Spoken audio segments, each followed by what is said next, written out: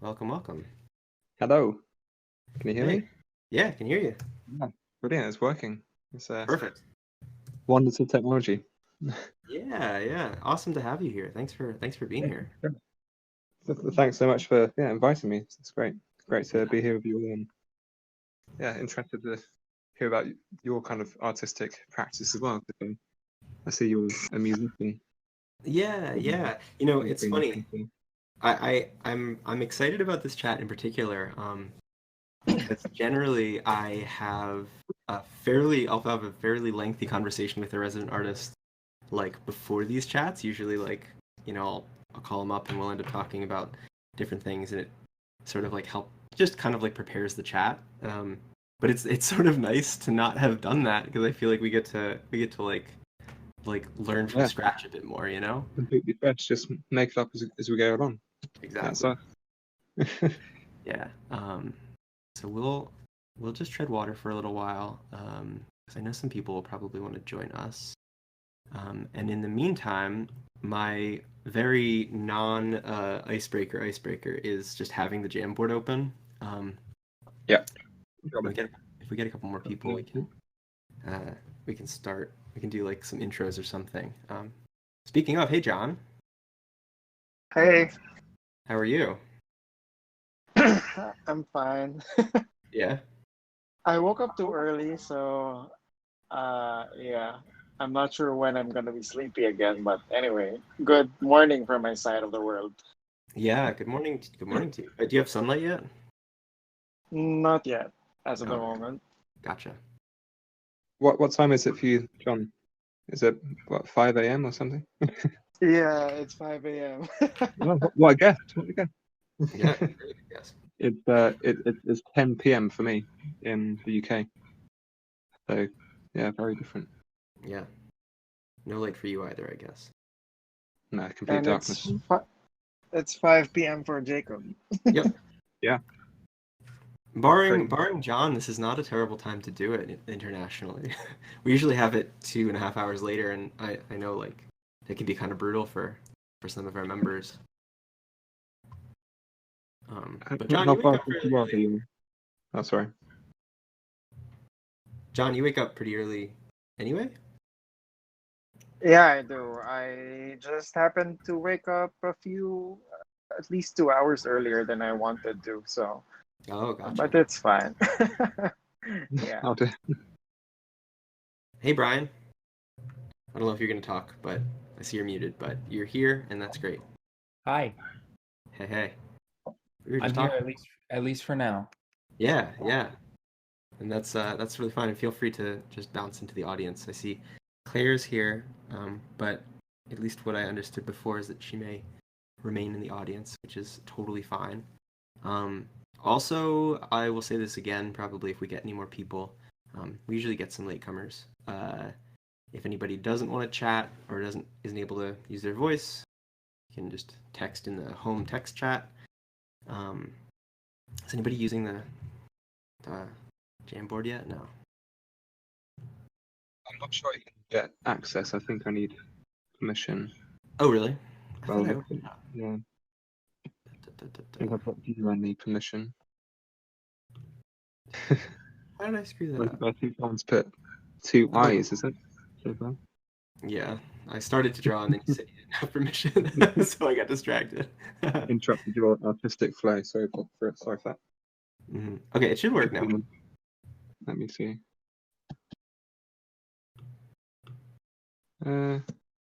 I'll just put the link again, see if it resets. Ah, here we go. Looks promising. Where is the Jamboard? Look in the general chat, in the exclusive general chat. I will react to it with a face. You see it? Haha. I'm also barred access from drawing, so it might just be a link thing. Okay, let me send another. Oh, somebody got access. Can you just reload the link? Yeah, I reset the link and it seemed to work for me. Okay, cool. Claire, are you able to draw? Hey, Austin. Nice to have you here. You should, if you feel like talking, you should be able to bounce up into the chat. Otherwise, you can just sit in the audience.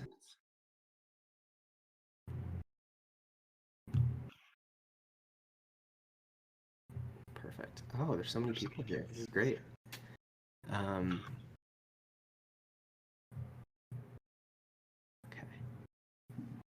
Yay, we have a new drawer. What's happening? Oh, this is the wildest thing. I'm experiencing like a lag to the Jamboard. So they were like, it looks like it's probably Claire because it's a leaf being drawn in the bottom left corner, and multiple parts of the drawing were happening at once. It was just like it looked like the leaf was like forming itself. Very good. It's very nicely, very relaxing picture to look at. Well, thank you. Little balloon man. Quite happy with my effort. It was a bit slapdash. But, it's a first one. Oh my God! Hey Sam, nice to have you here. I'll just keep saying this. You can bounce into the audio if you wanna, or if you wanna stay quiet, you can do that too. Yeah. So I guess we can start. We can start with the part of the conversation that we would have had in private. I'm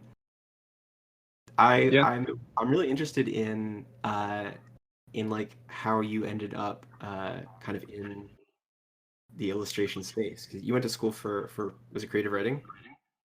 Yeah. So it was English and creative writing, and then I did another degree in English literature, specializing in folklore. So quite different from the kind of things I draw, actually. Mm-hmm. Not yeah. So it's quite different. But I've always kind of been doodling in notebooks since I was obviously a small boy. So yeah, I haven't had formal training or anything like that. I didn't go to a proper art school, but it was always just a way for me to relax and have fun, really. And I've just carried that on, really. And the only difference is I kind of just created comics rather than sketches, and yeah, started sharing them on Instagram. Mm-hmm. And yeah, that's the whole story, really. So like I'm a musician, and then I went to school for visual art. I went to school for sculpture, and uh, I I think doing that was like really useful for my music, to be honest. It made me think in different ways, and I've always been somebody who thinks about the kind of like interrelationship between like static medium and temporal medium and whatever, all of that like interrelationship. But something that I found really useful, and I try to tell this to people who are considering art school or considering school for something creative, is that the lessons learned from learning how to build comprehensive works, like thesis kind of work, in one type of medium, I feel like it really generally not only helps other mediums, but helps you have like, I don't mean like an angle in terms of like that's so like business oriented, have an angle, but more just like helps you to figure out just what, like how to create something comprehensive. Yeah. So sorry, did you say you studied sculpture? Mm-hmm. Yeah. So that's I guess my question or statement, which isn't exactly a question, is like, do you feel like working in English and in writing, like, kind of helped you come up with, I guess, like a non-traditional route for like generating story in a visual medium? Yeah. I suppose it's the story that's always been central for me, or that I try to make central at least. And that's obviously why I love English literature so much and reading books, etc. And I suppose that's why I chose a kind of book theme of the library and so on. Yeah, and so through my comics, I suppose I'm always trying to tell a story and And yeah, I suppose it's hard not to be influenced by all the literature that I've filled my head with over the years. It must have kind of permeated my brain, Yeah. in a kind of subconscious way. But yeah, it's definitely something I've purposely aimed for. But yeah, I think you're definitely right that art isn't really, it can't really be separated into all these distinct mediums. It's quite free form, and a piece of art can kind of straddle multiple mediums, um, just like your sculpture and music, I suppose. Yeah, totally. It's all kind of different ways of trying to communicate something, and I suppose, music, art, drawing, literature, etc., come at it from different angles, but they kind of come from the same thing deep down. Yeah. That's what I think, anyway. Yeah, oh, somebody's messaging us. Oh yeah, somebody is breaking up and maybe feedbacking, but we shall see. Oh, Brian. So I was gonna say that I think that maybe I specifically am drawn because I've been so like transmedia. I'm drawn to people whose stories are similar, and like it's funny. I didn't really know that was your story until we talked a bit. Yeah. But it was actually Brian is a dear friend and collaborator, and met him at an artist activist seminar series many years ago, and we talk fairly frequently. And it was Brian who said something about recently. We were talking about kind of being transmedia, something that's really stuck in my mind within the last couple months is that he was saying, I'm probably going to butcher what exactly you said, and you can chime in if you'd like, Brian. But you said something along the lines of that some artists are looking to, figure out the depths of a medium itself, and they spend a lifetime doing that. And some artists are looking to just solve a problem or, come up with like an answer that isn't really actually like medium dependent at all. And those are the artists that you find that they really do kind of bounce around, or start in one space and then go to another space and then maybe even come back to that space. Like my story is, in as few words as possible, is I wrote music and then I went to school for visual art because I wanted it to help my music in, again, as few words as possible. And then when I graduated, I thought I was gonna be a visual artist, but I had some incidences that made me realize that I really couldn't escape music. And when I came back to it, I was a completely different person. I was a completely different musician and wanted something totally different out of it. But so I think I've always had like the same answers that I want, same questions that I want answered. So is there something unique to music that you find you can express that you can't access through visual art? I think whatever is unique to it is just how it sort of interlaces with my mind,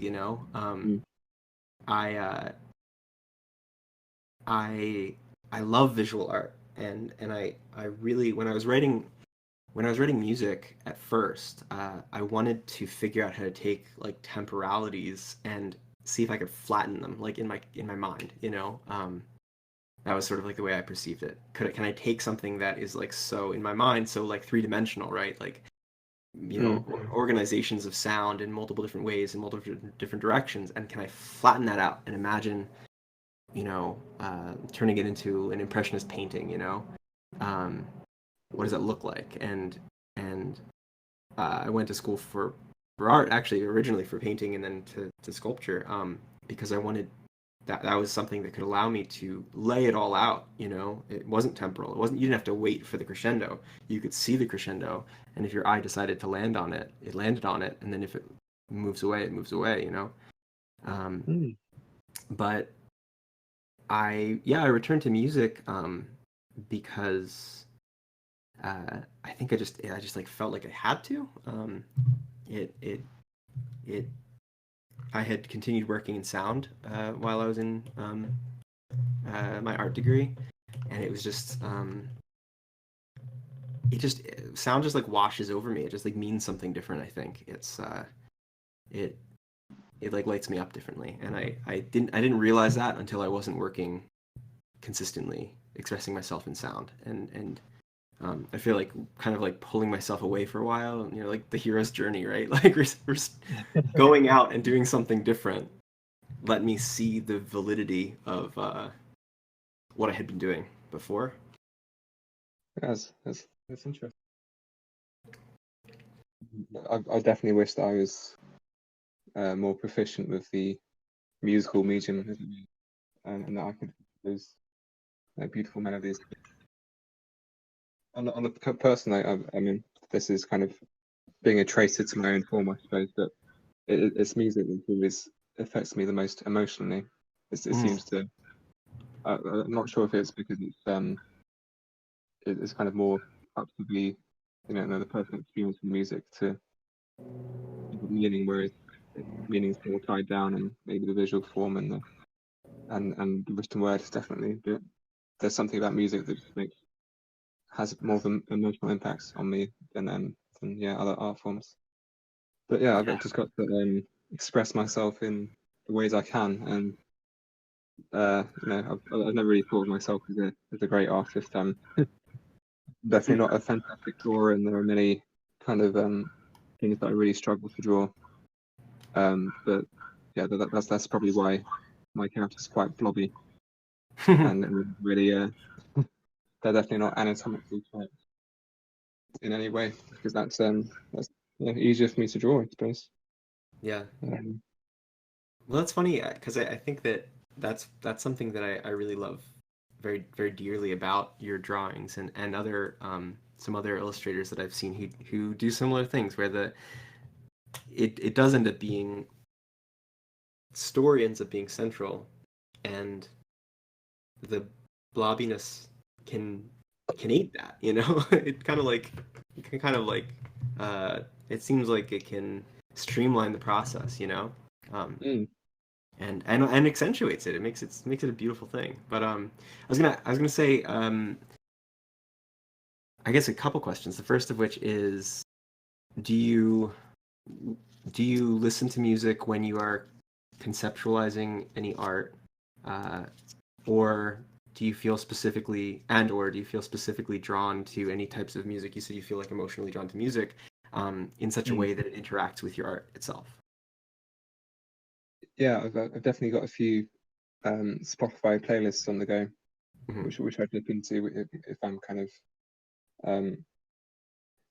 sometimes it's music, sometimes it's an audiobook actually that I listen to when I draw. So sometimes if I'm kind of occupied on, I don't know, listening to music or following the story, it kind of releases something different creatively, I find at least.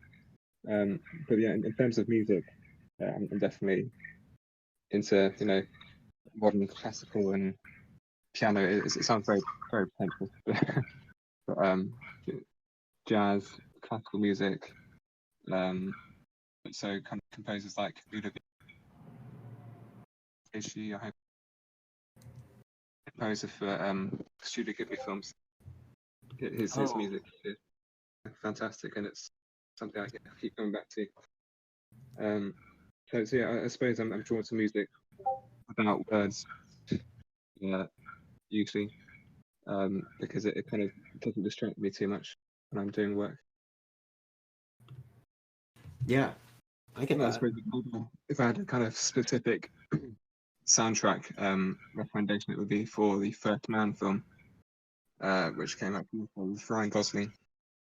And I think it's Justin Hurwitz is the composer, and it's absolutely stunning soundtrack.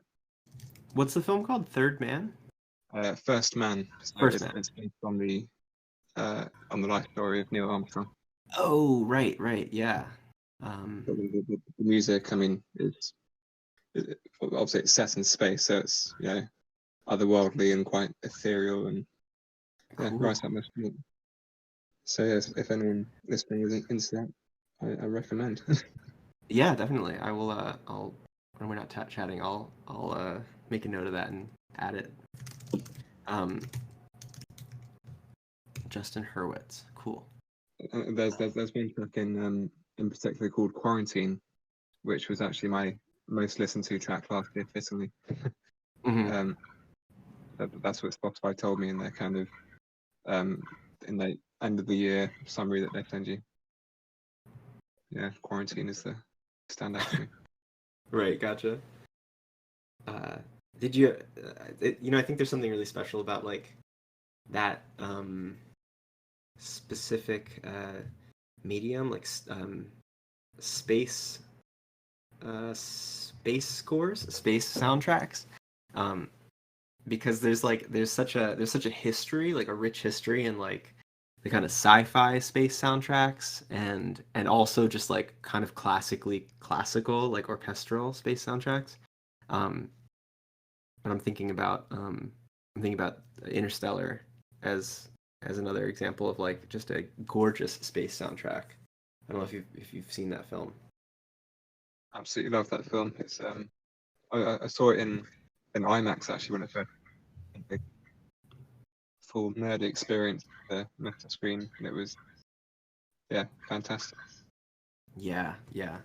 Oh, that's a good point, Brian. The Arrival score too. It's actually like strangely Yeah. a space score. I didn't think about it as being like a space exploration score, but it is. Um, Both of them have. So I haven't seen First Man, but both of them have something that I love so dearly. Interstellar is Hans Zimmer, and Arrival is Johan Johansson, and they both play in spaces of kind of like choral, like like both Mm. both choral sounds and like sound manipulation, like analog sound manipulation. So a lot of the Arrival score is like analog tape loops of like choirs. Um, and it's so heavy to me because I think something for me that really pushes a button in terms of space exploration stories is that it is like it can only come into being, the story like that can only come into being on the basis of some sort of like actual utmost unity of people, you know.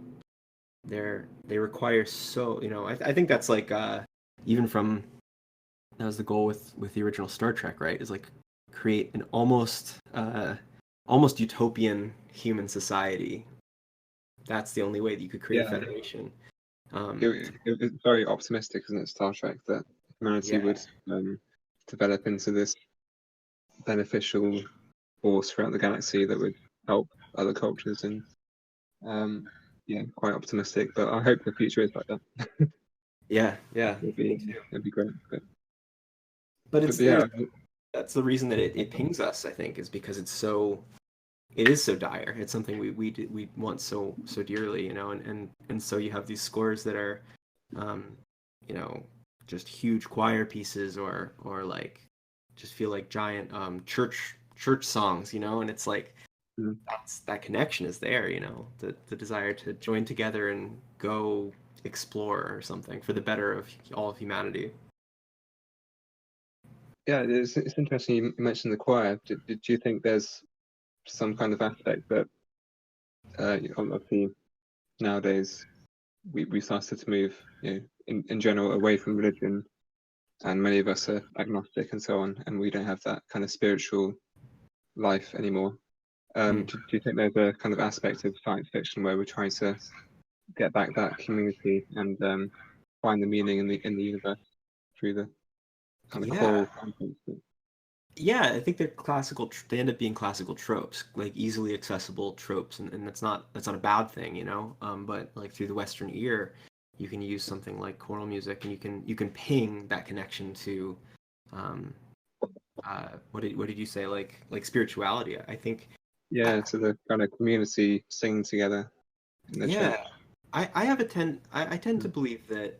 I mean, it's not even 10. This is kind of everything that I'm based on as a person and an artist. But that I think most of us, despite being, many people being agnostic or atheist or whatever, not part of a traditional religion, everybody holds within them, the stories. They hold within them their own stories, their mythologies, and and that's, I mean, those are the things that we cling to that empower us, whether that's people being empowered by space exploration or a story about a doctor who's a hero and they can cling to that and think, oh yes, I can do that, or a fantasy country that people can rally behind. I'm thinking of like Black Panther as being like a non-conquested country, like what a Yeah. amazing idea. Yeah, kind of alternative history, isn't it, of what might have been. Yeah. Um, Also a really good score, actually. Black Panther has a beautiful score. yeah, I But can't remember before. Yeah, I might have to revisit that. yeah, Put that yeah. on the to-do list. Always up for new scores. Always Mhm. looking. Oh, I want to make sure that Brian says, you also get a lot of space scores that are very minimalist, technological, which I think speaks to our human perception of space and space travel versus the reality of space. It's like a cathedral/rocket dichotomy. That's fun. That's a great image. A Yeah. cathedral rocket. I can see it Yeah. streaming across the sky. Yeah, brilliant. Yeah. Well, my my next question is, when do I get to make a score for a little illustration for a animation? You could do an animation. We could do like a we could do a collab. I've actually been thinking about looking to doing some short animations, and starting a YouTube channel maybe. Oh, that'd be really cool. But obviously it's a time constraint because I obviously have a day job alongside the Oogazoid stuff.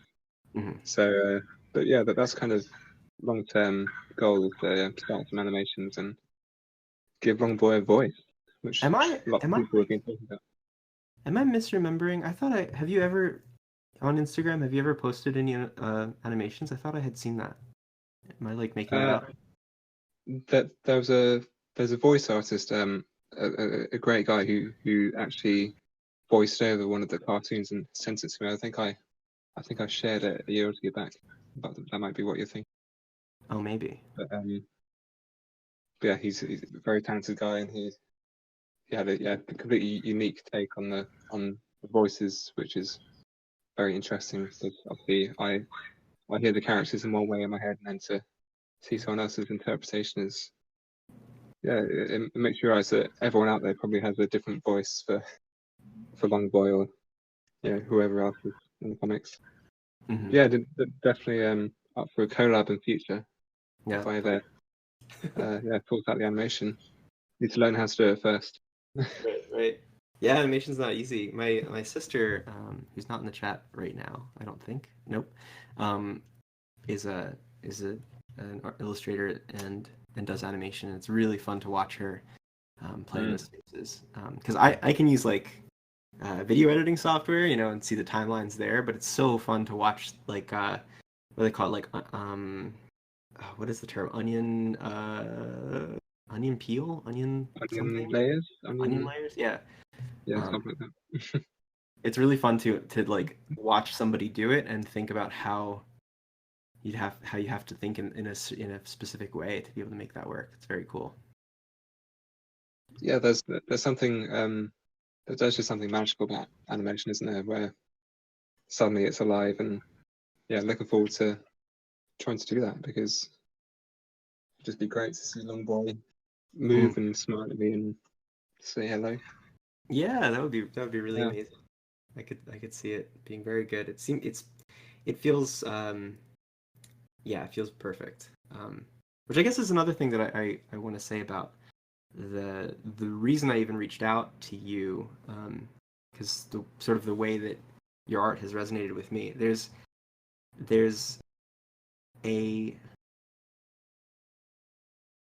I tend to I gravitate towards art that is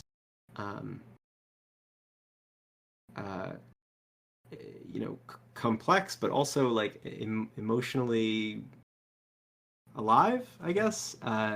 Like not restricted in its palette, but also like goofy and and in all of that, like if you put all of that into one word, I think that like I use this word a lot in this community, but like wholesome, and I think that that means a much more complicated thing than the way that we use it generally. Like I look through your stuff, and when I take it in, when I experience the stuff that you make, it it feels very wholesome in the sense that I feel invited into the space, you know, and that's the kind of art that I try to make.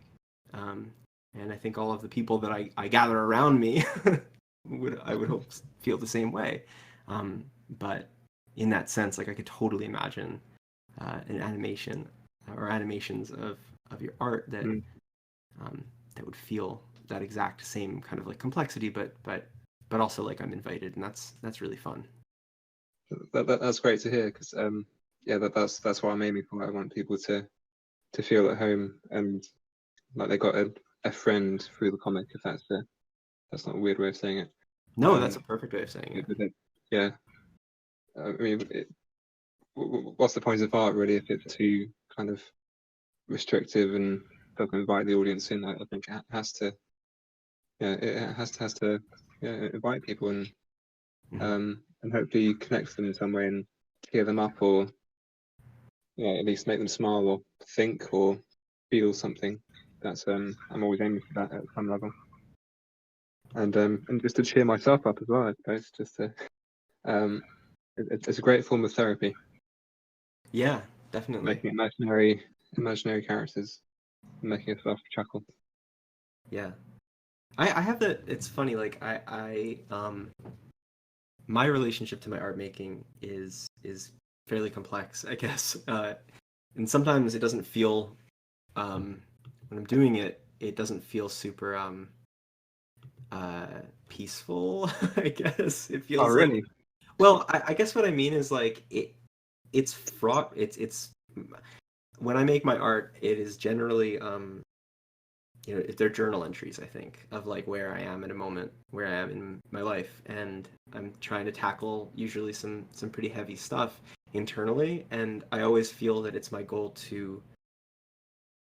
This is just, I guess, my artistic desire, or maybe the question that I'm trying to answer, but I try to abstract it enough that it becomes something new, and still can, becomes a space that I can invite people into. But it's very funny where like I'll make sometimes I'll write a song and it's pretty emotionally like heavy for me, and the origins of it are heavy or fraught with some complexities, and yet ultimately the thing that comes through is the end result is that somebody might say like that was really good, it brought me a lot of peace, and that's amazing, that's the goal, right? I mean, it's so amazing that could be the case, and yet it's funny to get there. The peace could come out of the chaos. Yeah, very rewarding. I want to also I want to say hi to Alyssa, and who else have I not said? Oh, Pixel and Shiv. Hey, some of Hello. you can jump in if you want to jump in and ask a question or say something. Some of you can just do it, and some of you may need to request. If you're interested in asking a question or saying something, please feel free to interject in our conversation. And meanwhile, keep talking. Normally it's not like much of a one-on-one. This feels like an actual formal, like we're actually sitting in a lecture hall into like red velvet chairs. Well, actually, I'm in a green velvet chair as we speak. Whoa, that's fun. There we go. Yeah, it's a new purchase and very pleased with it. That's very cool. I feel very pretentious right now. I'm in like a slick IKEA chair that is nice, but it's like a little too hip for me, and I wish that I was in something a bit more recliney. Sam asks you, who or what inspires your humor? In the general chat, he'd ask. Good question. Hi, Sam. Well, I suppose what I first started drawing was The Simpsons. I used to draw the characters. So that's probably the place to start. That's probably had the biggest influence me in terms of the probably the art style as well as the humor, because of that obviously was a completely different cartoon to anything else that I saw as a child, because it didn't talk down to me. It wasn't really aimed at children. It was aimed at adults as well, and it was quite dark as well, very funny, and had dry humor. So it's, I suppose The Simpsons, I'd say, is the biggest influence. But more recently, I've absolutely loved Adventure Time, Rick and Morty, even SpongeBob SquarePants, just with completely absurd humor and the way that the characters twist their bodies around into different shapes. It's just fantastic to watch. So in terms of animation, that's the biggest influences I can think of, really. Did you grow up with watching I guess any of those, like Simpsons or SpongeBob specifically, I imagine. Did you grow up watching them? Yeah. Yeah. The Simpsons used to be on every weekday at 5:30. And I used to watch it every day after school, and it was an appointment that I wouldn't miss. Yeah, Really, definitely one of the highlights. And SpongeBob wasn't on TV, and it's actually something I discovered later on, kind of in my late teenage years and early 20s. So that's kind of not such a childhood thing, but obviously, absolutely love that as well. As well as eventually. That's interesting. I've had conversations with different people about like whether or not they were a SpongeBob kid, like growing up, and people who've returned to SpongeBob later or found it later, it's like a totally different experience. Very interesting. Yeah, it's a lot. I suppose I kind of wrote it off as just a kids show when I was an actual kid. I hadn't really seen actual episodes. I was just kind of aware of it culturally around me, and I thought I was just a silly kid show. But then when I actually watched episodes later, it's definitely not just a silly kid show. It's absolutely hilarious. Yeah, that's really smart. Yeah. So I suppose it's part of the problem that animation faces in some cultures, is that it's kind of not as respected, and it's just seen as something that's for kids. Even in 2021, with so many great adult animation shows out there, and so many Oscar-winning animation films out there, it's still kind of looked down upon, isn't it? Yeah. As a kind of a lesser medium.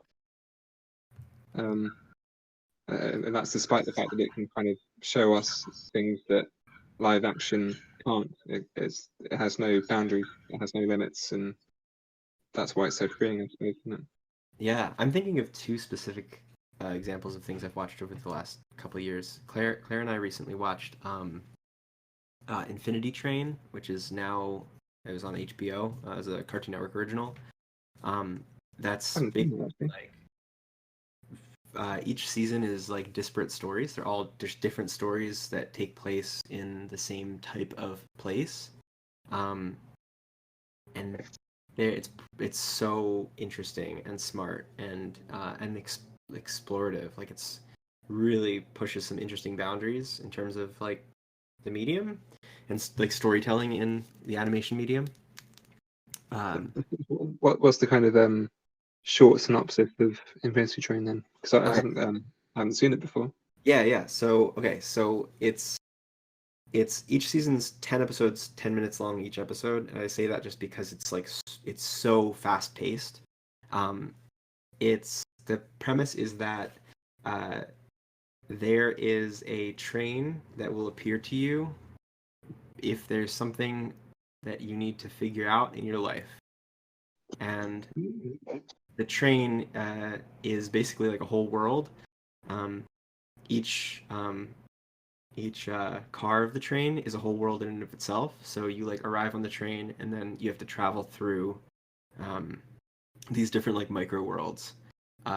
And the theory is like this isn't anything like the trailer wouldn't tell you, I think. It's basically that like in theory, by experiencing these different things, you'll work through your problems and become resolved. But it's a lot more complicated than that. Well, that's sounds deep. Sounds like there's lots to get your teeth into. Yeah, I'll yeah. definitely look that up. So it's on HBO. Mm-hmm. I'm not sure what the. I'm sure it'll be on some kind of streaming service here in the UK. Oh yeah, I'm sure. Oh, I'm yeah, sure you can I'll look find that it. up. And the Yeah. other thing, I was wondering if you'd ever heard of Tuca and Birdie. Did you ever see that? Oh yes, yeah. I saw that when it came out on Netflix a few years ago. Love That that was as well. Especially yeah, Tiffany Haddish. Her voice is just brilliant. yeah, yeah. When you talk about like animation of like unrestricted movement, that show blew me away just in how they have characters moving to express themselves in just like ways that you could never do if it wasn't animation. Yeah, exactly. That's why it's so freeing. You just you don't have to limit yourself to live actors or pay for expensive CGI. You can just do anything you want. It's brilliant. Very freeing. I suppose I just thought of BoJack Horseman as well. Right. That's a brilliant animation. Yeah. Yeah. Really Yeah, powerful, actually seen, powerful narrative. yeah, yeah. Although I haven't actually seen all of it. I keep meaning to pick that up again. I think I've only seen the first season. Oh wow, there's so much good Yeah, stuff. to come, I hear. There So, were that's another show I forgot. I like completely forgot it existed. That's another show that watching through it, there were so many moments that I'll give a parallel in terms of like music or something. There have been albums that I'll listen to where I feel like it makes me think in a new way. Like I'll just hear a song or I'll hear an album, a whole album, and I just think like, how am I supposed to recover from this? This makes me think in a completely new way. I've never experienced anything like this. And BoJack Horseman had some moments that just like kind of put me in that. It kind of like it feels like it rarefies the air. Like it just like makes me feel like I'm in my skin. Um, which is like something that has never been put in animation or has never been put on television or anything. is there a specific moment you're thinking of, or would that be a massive spoiler? No, yeah, I'll be as abstract as possible. There's one episode where it's a monologue. The entire episode is just Will Arnett speaking, and Okay. and it's just 20 something minutes, but you're like completely drawn in. Like you don't even realize the time goes by, and all of a sudden the episode's over, and you're completely engrossed, and you basically made up the entire animation in your head because it's just like there, like he's just talking, and it's like it's a monologue. It's just a beautiful piece of art. So, if I was going to put my pretentious hat on, I'd say they're harking back to the origins of storytelling, aren't they? Yeah, It began just a fire with cave people making stories to entertain or warn each other of danger, or yeah, that's how it all began. And yeah, and that's actually kind of what that one is about. It's like, it's sort of about those sorts of things. Yeah, it's really heavy. A lot of that show gets really very, very complicated and heavy. There's it's another impressive one. that they held your attention for so long with just a monologue, just him talking. I'm Yeah, looking forward to that. there's another one that where there's a poem, there's a spoken word poem that goes through the entire episode in small increments. So like kind of that kind of thing, like really playing with language. Mm.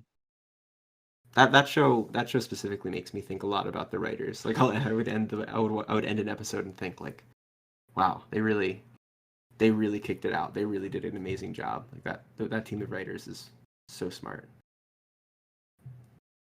Yeah, it's not something that we always think about, is it? The people behind the creations we see out there, we kind of, well, I sometimes just think of them as things that just dropped from the sky, fully formed. But there's so much work goes into it. And, Mm-hmm. I'd like to meet them and take their hand one day, and because that maybe they're not given the credit they deserve. We just remember the brand name or the cartoon name, and not the actual people behind it. Totally. Brian, you've been up on the stage with us quietly in your own velvet chair. Yeah, so hi. Well, I'm joining from my laptop for the first time, and I really don't understand how it works on my laptop. So I've been like kind of just clicking buttons blindly, and hopefully not being too disruptive. No. But I did have some like questions about the Oogazoid library, Yeah, sure. but I didn't want to you two had such a good like rapport going that I didn't really want to interrupt. Go ahead. So I don't know, like I don't know how to formulate this question. I guess my question is like, how consciously does body image play a role in your work? Because something that I love about the body of work is it's these very like like misproportioned, like sweaty, lumpy, like foldy beings being like very aware of the fact that they're like sweaty and lumpy and foldy, but then like Yeah. strutting down the street naked. You know what I mean? So I don't know if like you thought about it like explicitly in the context of like body image or like the body positivity movement. But that is something that like I definitely draw from the work, and I just kind of wanted to hear your thoughts on that. That's really interesting, actually, because yeah, I'm definitely all for body positivity, and there are obviously so many damaging expectations out there for both men and women, young and old, for how they should look, or how many wrinkles they should have, or what size dress they should fit into. It's not something that to be honest, I wasn't consciously trying to be pro body positivity, but I suppose it was just naturally that way, that I didn't even think that people would look at their bodies and judge them, or worry about the size of proportion. I suppose that the characters in my head were just completely happy in themselves and completely unself-conscious about their bodies. So yeah, I suppose completely by accident it was a body positive message. But yeah, it's great that you got that impression from it. Thank you for that.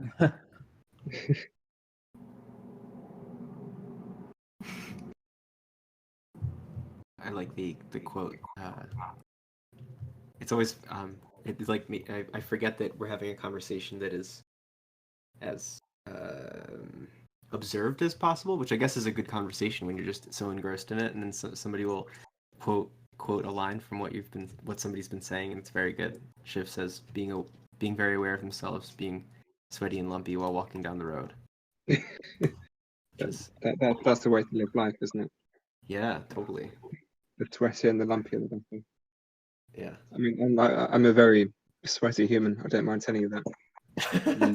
Sweating all the time. So yeah, sweat is good. Sweat is natural. You had mentioned it before. If you don't mind talking about it, or even just mentioning it, what is your non-Oogazoid job? So at the moment, I work as a editor and proofreader for a marketing company, which is it's quite a nice kind of change of pace from the Oogazoid stuff. It's the kind of other aspect of my skill set. Mm-hmm. And before that, I was a English tutor, so English lecturer, Shakespeare, Dickens, etc. So I suppose that was kind of more related to the Oogazoid in terms of storytelling. But obviously, Shakespeare is very, very different to the kind of things I produce. But Shakespeare did like a good dirty pun and lots of silly jokes, which is something that we don't often think about. Yeah, totally. Yeah, he's definitely not as highbrow as some people like to believe, and he was kind of the soap opera of his day. He wasn't seen as highbrow in the 16th century, and it's kind of only in later centuries that we've started to put that on him. Yeah, in a roundabout way, that's what I do. During the day. Gotcha. That's cool. you made me think of like I think there's something really. This is sort of a tangent off of that. It could be its own 2-hour conversation, I think. But uh, the kind of like highbrow as a concept is always innately like imperialist, you know, because it's like it's exclusionary. I think to create something that is like this is good, this is like high art, you know, versus low art. And I think it's really interesting that you said that. Like I didn't really know that about Shakespeare. Yeah, Like, there's definitely a problem with the kind of white male canon, isn't there? yeah, That's just the, you know, obviously the people at the time in charge were white males, so obviously the art that was seen as, you know, tip top and highbrow and you know, the absolute Hall of Fame art was always going to be written by usually a white man. yeah, And it's only in later centuries that we started to actually think, hang on, let's look at the whole output here and look at some of the more diverse voices that were you know, doing wonderful things that were not given the attention they deserved. yeah, Um, fully. yeah. We had Brian is reminding me, and actually you can access this if you felt like listening to a different conversation at some point. Where is it? In the Patreon benefits channel and the exclusives. There should be somewhere. Oh yeah, I found it. There's a link to a conversation we had. Brian had brought in his friend Matt Sylvester, and we had a conversation completely around talking about like the white male canon and sort of like Matt's specialty. Matt's not with us today, but Matt's specialty is sort of like deconstructing toxic masculinity in education systems. So that's a really cool conversation. But it has to do with, you know, basically like starts from textbooks, starts from the curriculum, and kind of like making sure that it's not just old white guys that are telling your stories. Yeah, exactly. It's it's always kind of I don't know. It's unfairly portrayed in some quarters as diversity for diversity's sake, but there's, you know, I think those people need to just look at how the canon was formed and think that actually, you know, these other voices are just as necessary and just as important, and there's no problem with kind of letting them be heard now and you know, encouraging students to learn about them. But yeah, that's great that he's working that field because it's definitely needed. I think it's time that yeah, these toxic masculine traits are sorted out. Yeah, it's definitely needed globally, I think. But yeah, you were talking about specifically with Shakespeare and what you were talking about, the kind of reconstruction of a narrative. Oh, this is highbrow. It makes me think of I've worked in like jazz spaces a bunch, either as a musician, but also I guess I'm not anymore, but for like 10 years I was a live engineer, so I would work with bands and like events and stuff. I'm not that now, and I'm not going to be returning to it, so I have to start saying I was that. But I saw that a lot in jazz spaces around me. I'm a couple hours south of New York City, and there's like a big jazz scene here, but it's like old white guys. It's old white guy jazz, and they invite other white guys from New York City, usually young white guys, and it's like they'll get hired from like public libraries to give conversations about the history of jazz, and they'll talk about, you know, how jazz, like, you know, it's innately like an American black experience, and then like the entire band is just white guys, you know, and like old white guys, and they're talking about how it's like, you know, it's the highest art form in America. It's America's only highest art. How we need to keep it alive for blah blah blah, and like it's so it's so uh like it's weaponizing the narrative, you know.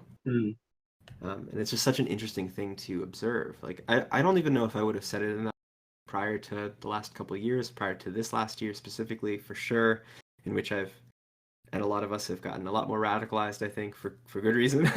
But I feel like a lot less um, hesitation, I think, to say like, really, it's really like to restructure the narrative of something in such a way, especially art, to restructure art in such a way that that it makes it more restrictive and more, you have to be like us to use it or to partake. Highbrow art is just it's weaponizing art. Yeah, it's always the way, isn't it, that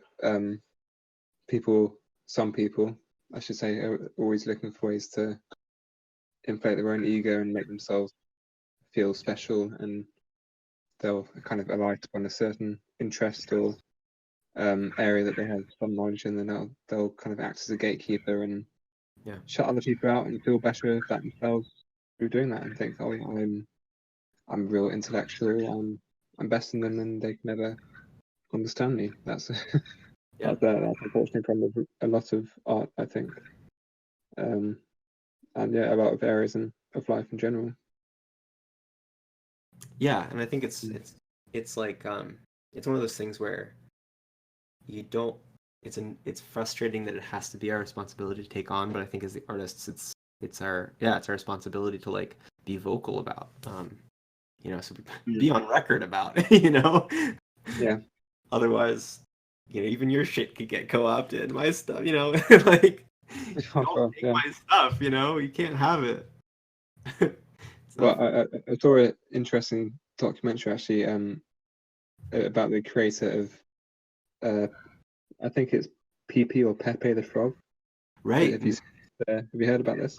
Yeah, uh-huh. But yeah, the original creator was absolutely devastated that his innocent little cartoon was co-opted and reinterpreted by white supremacists and used as a symbol of hate. Yeah. And it was actually listed as a symbol of hate, and it was I think it was a crime to share it or something like that, and he had to destroy all his warehouse of T-shirts that had his frog on it because he wasn't allowed to sell it, etc. Yeah, I saw something. I was like looking this up within the last year just to like get my facts straight about it because I had heard about it too. And I thought I had seen something. I have to look it up again to make sure I'm not like bullshitting you. But I I thought I remembered seeing something that broke my heart even further, which was that he tried to go on a campaign to basically de-weaponize it. Like, Yeah. no, look, everybody, it's great, and like that they had like little like conferences and stuff, conventions. They were like positive Pepe conferences. It might have been like funded by like the Anti-Defamation League or something like that, which would be super wild. Yeah, I mean, it's the absolute nightmare for digital creators, isn't it? I mean, we obviously share our things on the internet, and we don't want them to be used as a symbol of hate. That's the absolute worst thing that could happen. Yeah. But yeah, in the documentary, it's kind of got a happier ending, and it's then reinterpreted by protesters in Hong Kong as a symbol of free speech and freedom. And so he's kind of hoping that will overtake the older associations of the image eventually. But yeah, it's scary how things can just run away from the creators and just be owned by other parties in this kind of digital world that we're living in. Yeah, I remember that part too, the Hong Kong kind of reclamation of it, but that's sort of funny because it made me intimately aware of how even though the internet makes us one large entity, kind of, makes you feel like that's the case.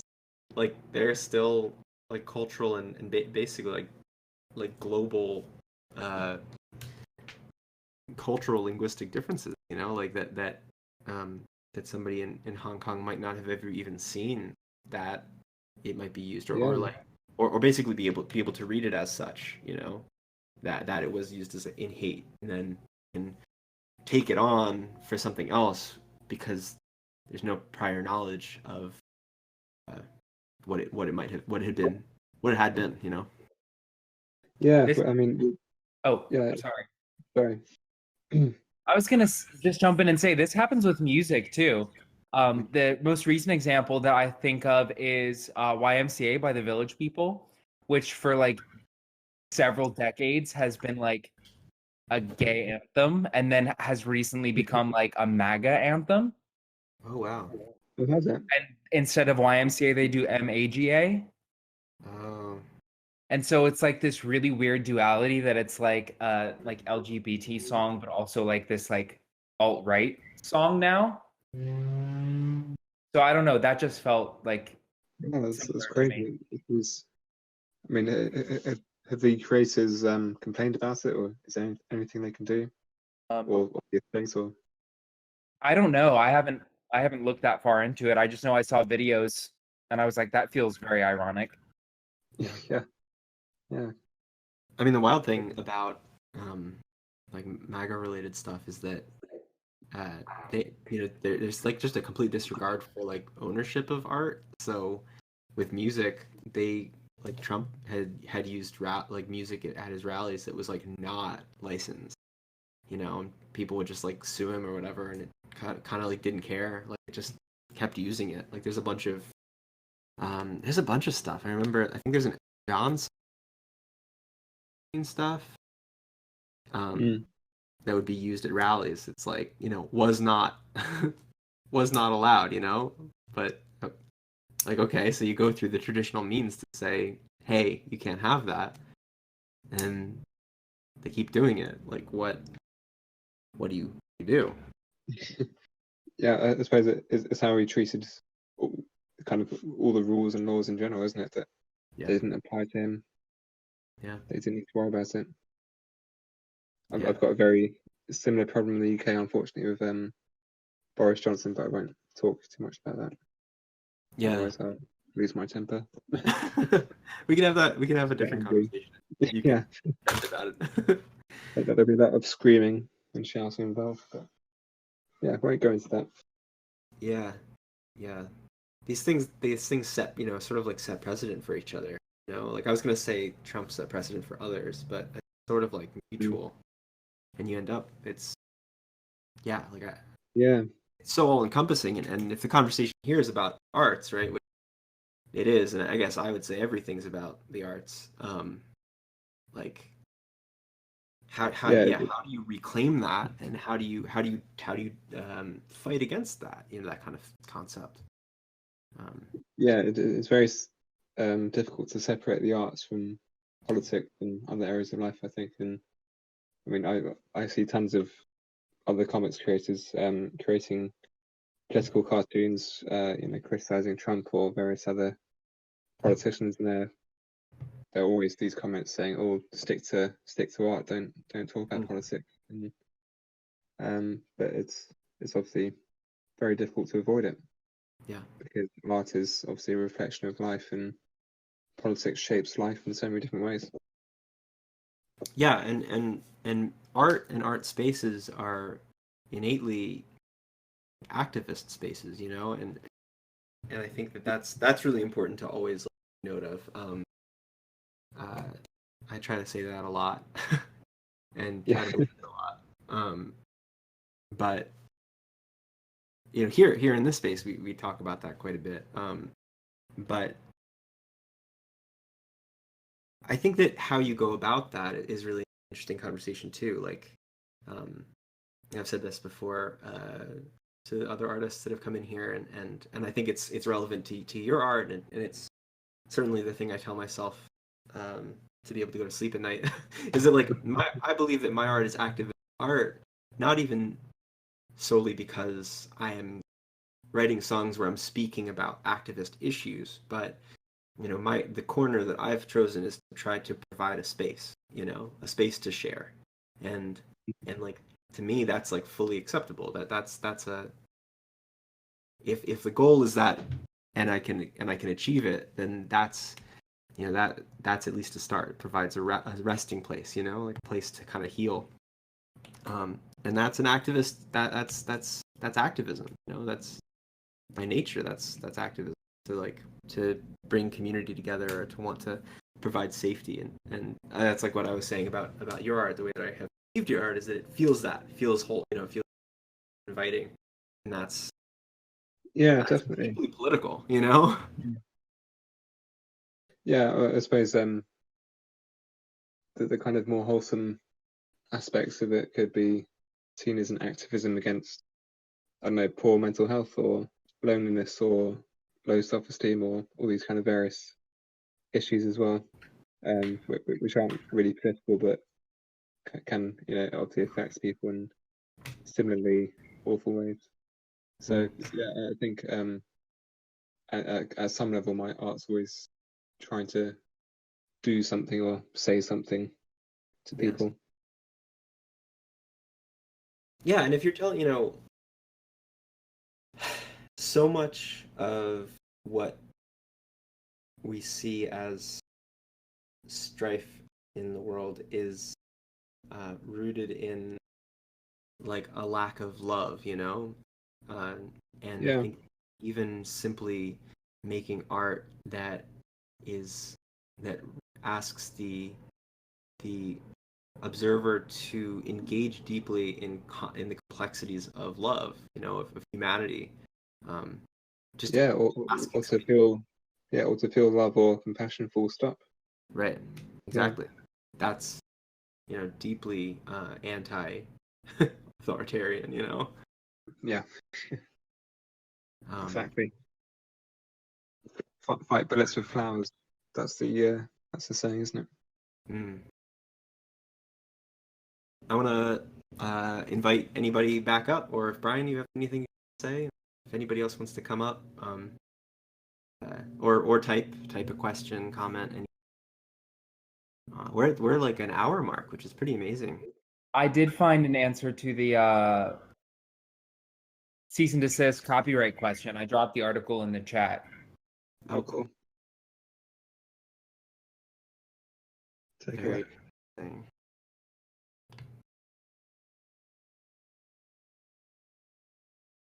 Oh, sorry, Claire, I didn't even see you say therapeutic community screaming session sounds pretty nice.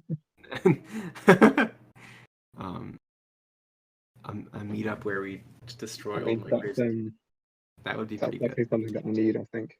Just a big scream in the forest, or sounds nice. I remember hearing about growing up. I remember hearing about a school district that my dad had worked when I was a child. My dad worked as a counselor in a school district, and one of his principals would buy out of season, like in the summer, would buy up Christmas decorations, like Christmas balls, and invite all the teachers at the end of the year to like stand in a circle and throw them one at a time into like I don't know if it was a trash bag or like a cardboard box or something, but just like to watch them explode like with minimal no harm and say something about like some and ending the year, like basically something you could say and then just leave it behind. I always thought that was really like pretty beautiful. Yeah, exactly. Just end the year. That'd be a good start. Right. A new start, a new slate. Yeah. How's our art doing? Oh my god, look at this beautiful piece of art y'all have made. There's so many good little guys. So many characters. Who did the SpongeBob, the almost SpongeBob? Nobody will speak up. I'm sorry, that was my fault. It's beautiful. It's very beautiful. Thank you. I really like his mandibles. Maybe. Oh, it's a nose. Oh, I didn't see the nose. Okay, it just kind of looked like two pincers. Definitely a nose. Those SpongeBob with mandibles is something I'd like to see as well. Yeah, that'd be really good. a kind of horror version of SpongeBob. Mm-hmm.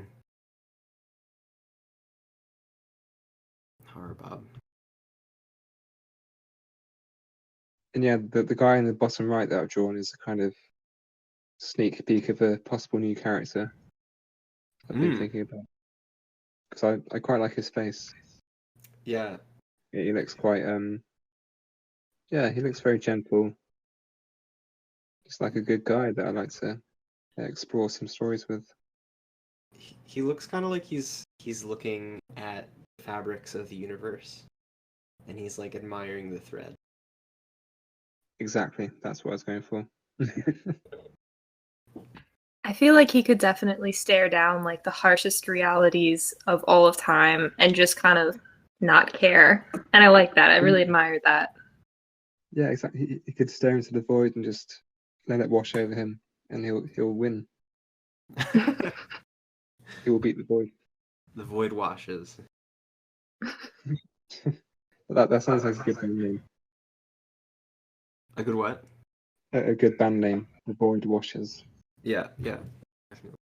Oh, and look at that fat little bumblebee. Oh my goodness. It's very good. Or maybe it's a fly. I'm not really sure. Yeah, it's definitely fat, whatever it is. Holding Definitely, itself. Holding its flesh. Another body positive image. Mm. He prefers chunky, thank you. Oh, okay, sorry. Is that chonky or chonky? Chonky with an ONKY?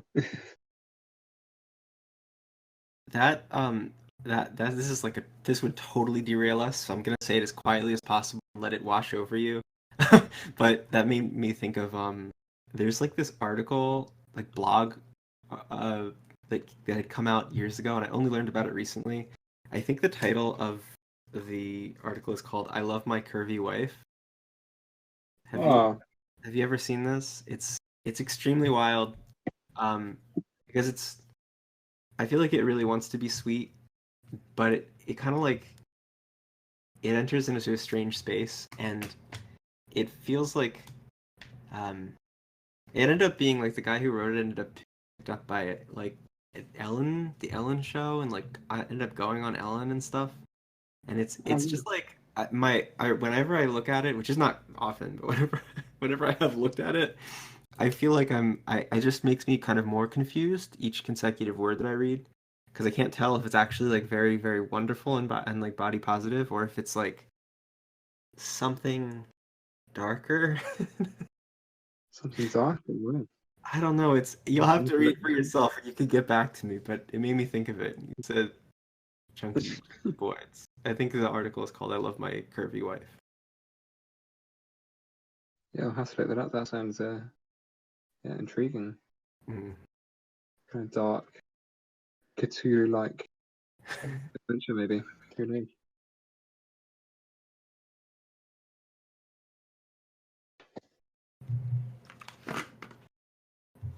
Typing. Oh no. Yeah, I just read it. This is like very insidious. Oh yeah. Yeah. Okay, I'm glad there's confirmation there, at least from one other source. It has an undercurrent. Oh, and I got the spelling of chonky as well. That's good. John, I saw you typing. I don't mean to call you out, but if you have something you want to say.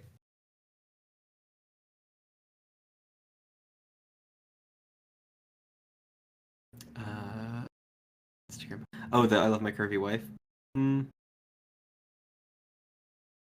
I don't know if it's an Insta. It might have been an Instagram post. If you Google it, you find an article that pops up. I so did not mean to make this actually become the conversation. Right. Oh yeah, it did start as an Instagram post. There you have it.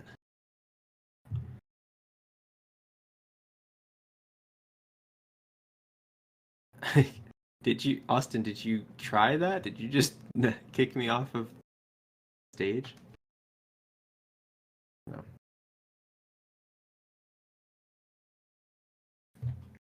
Well, I guess I don't know. Do you want to wrap this up in a bow?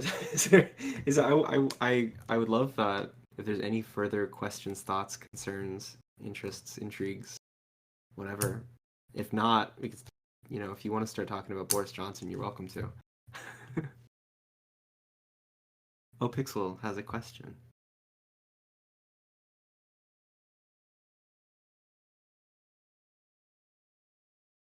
Oh, you could just ask here, Pixel. You can ask in the home channel. No rules.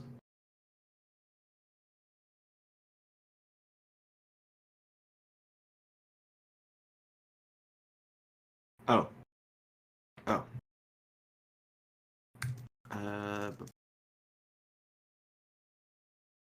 We have two. I think it's probably confusing because we have two text chats going. There's one in the exclusive. Oh, I was also wondering why everybody's quiet. Hmm. Hold on.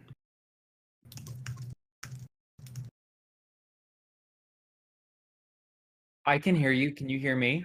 Oh, yeah, I can hear you as well. Interesting. Yeah. Where's Andy?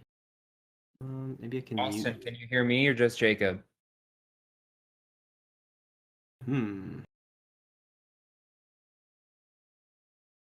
Okay, it looks like we just lost Andy. Oh, interesting.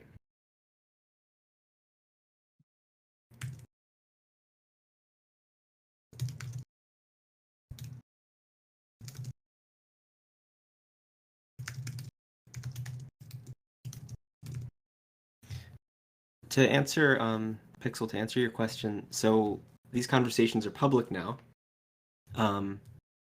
but there also is the people communicating are either part of the Patreon or past residents or our mods. So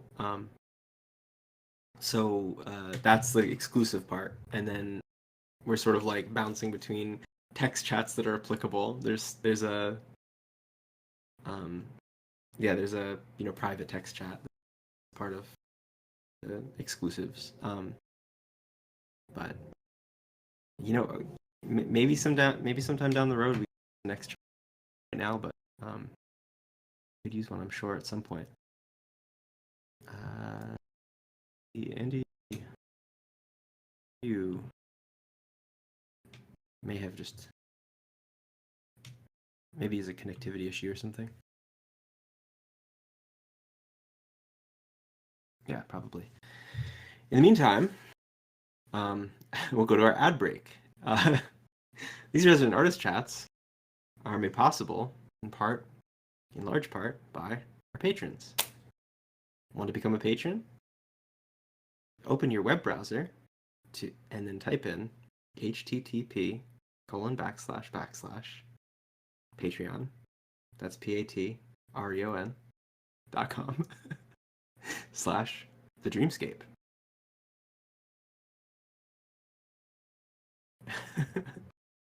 I think you can actually just put in HTTP. It's fine. I think it'll reroute you.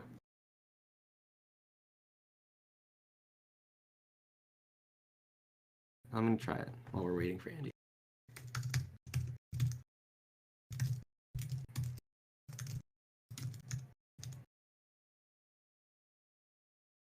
Yeah, it rerouted me. But thanks Austin. And Pixel for being http / I made a lot of mistakes, I guess. Oh well. Oh.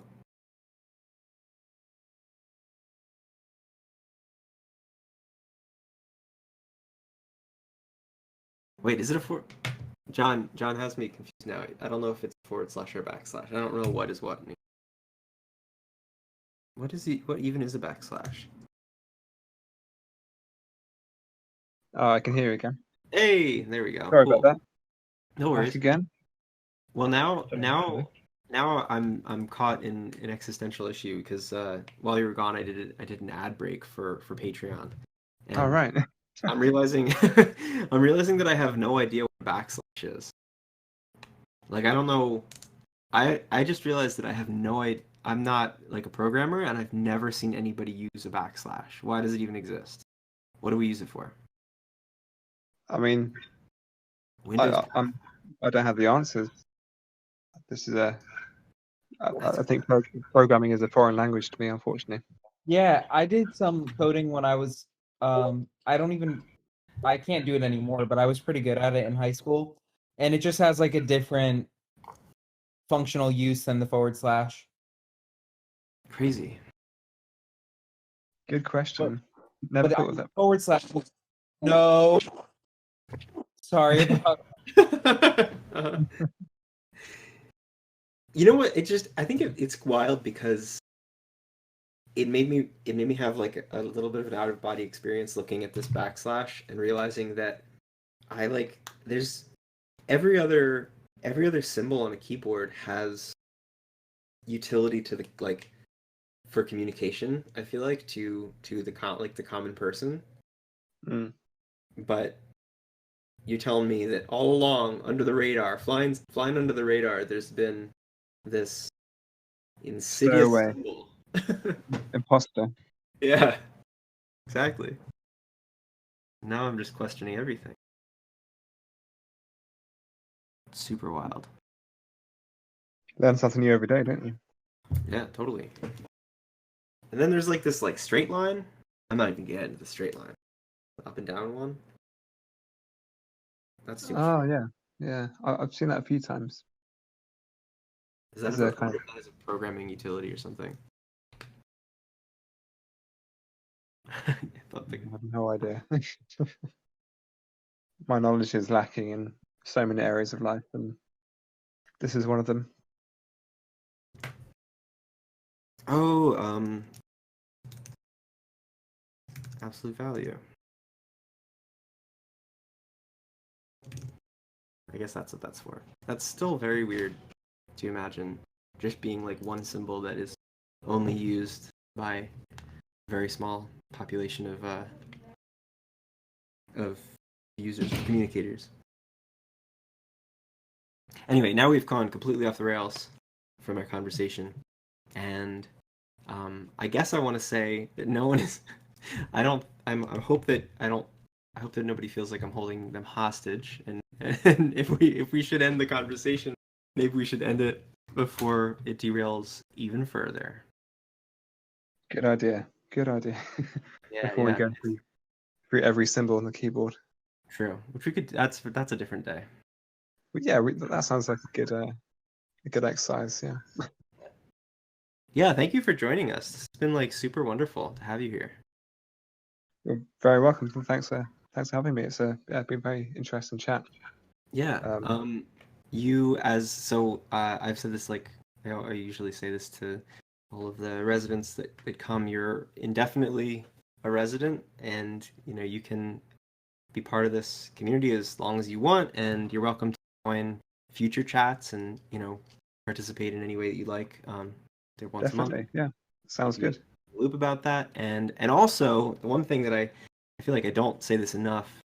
I need to start saying this more is if you have anybody that you think would be interesting for one of these chats, like happy to have nominations.